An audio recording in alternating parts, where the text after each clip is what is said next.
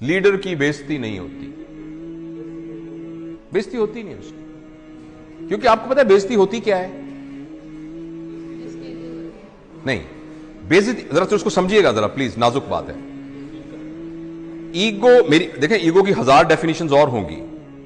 I know since we are recording it this message may go all over the world, तो हो सकता है बहुत सारे लोग ईगो की नई डेफिनेशंस बताएं जो मेरी अंडरस्टैंडिंग है। उस एक पर्सपेक्टिव के अंदर ईगो का मतलब यह है considering your self what you are not and then trying your hard to protect that thing। ਅਸੀਂ ਜੱਟ ਹੁੰਨੇ ਆ, ਅਸੀਂ ਜੱਟ ਹੁੰਨੇ ਆ ਭਾਈਜਾਨ, ਅਸੀਂ ਸਾਡਾ ਇਹ ਅਕੀਦਾ ਹੈ। मैं head of the department of surgery हूं। Are you head of department of surgery?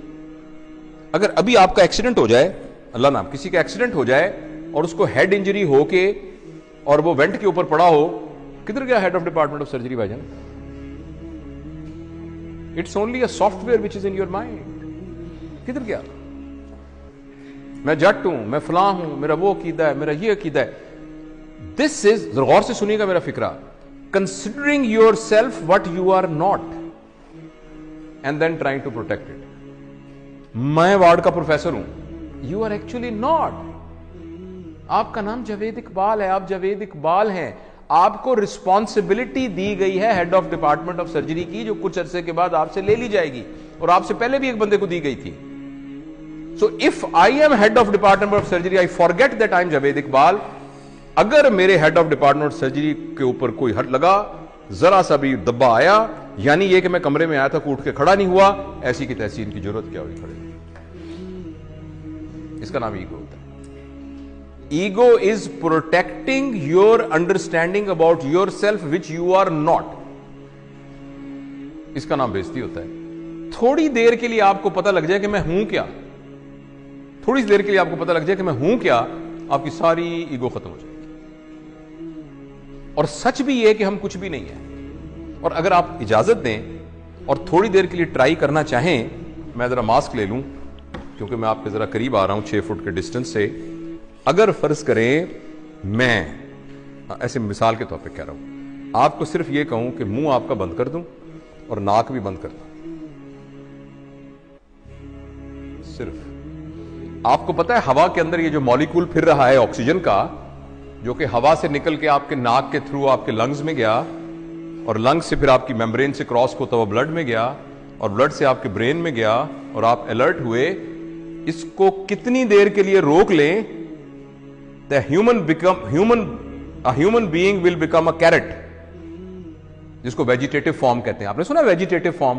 वो वेजिटेबल क्या होती है? कैरेट होती है ना, मूली और गाजर होती है। तो एक इंसान को मूली और गाजर बनने में आपको हैरानी होगी 4 मिनट का फासला है। उस 4 मिनट की रस्सी के ऊपर आप कह रहे हैं मैं बड़ी शाय भाई, मैं बड़ा बदमाश है इलाके का, मेरी भी कोई इज्जत है, मेरी भी कोई ताकत है। क्या इज्जत है आपकी? हैसियत क्या है? वही बात समझ रहे हैं आप? मैं आपको सहाबा के वाकयात में से एक वाकया सुनाता हूं। हाँ, सारे नीचे पड़े थे। अल्लाह ने तरबियत का एक निजाम बनाया हुआ है। नबी करीम सल्लल्लाहु अलैहि वसल्लम के ज़माने के काफ़ी ज़माने के बाद, जब लोगों के पास पैसा वैसा आ गया था, थोड़ी हुई थी, तो एक ज़माने के, पता है उस्मान का ज़माना था या अली का या बकर का रज़वानुल्लाह अलैहिम अजमईन, तो किसी बात पर एक सहाबी ने कहा मेरी भी कोई इज्जत है। तो एक सीनियर सहाबी पड़े थे, उन्होंने उनकी दाढ़ी पकड़ ली।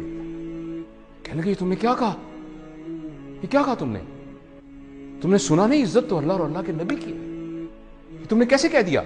एकदम ना उसके हाथ काटने कांप, वो तरबियत याफ्ता लोग थे, वो टांगे कांपनी शुरू की। उसने कहा मुझे माफ करो, ये कैसे मेरे दिल में क्या आ गया? और हम कह रहे हैं मेरी बेइज्जती हो गई क्योंकि मैं वार्ड का असिस्टेंट प्रोफेसर हूं। राइट? जो ट्रू लीडर होता है ना, ट्रू लीडर, वो अपने आप को फॉल्स आइडेंटिफिकेशन से बचा के रखता है। वो ये कहता है कि मैं यहां का लीडर हूं, मेरी रिस्पॉन्सिबिलिटी में ये आया है, मैं ये नहीं हूं। जो सही लीडर है तो उसके अंदर ईगो नहीं होती। जब ईगो नहीं होती तो बेइज्जती नहीं होती।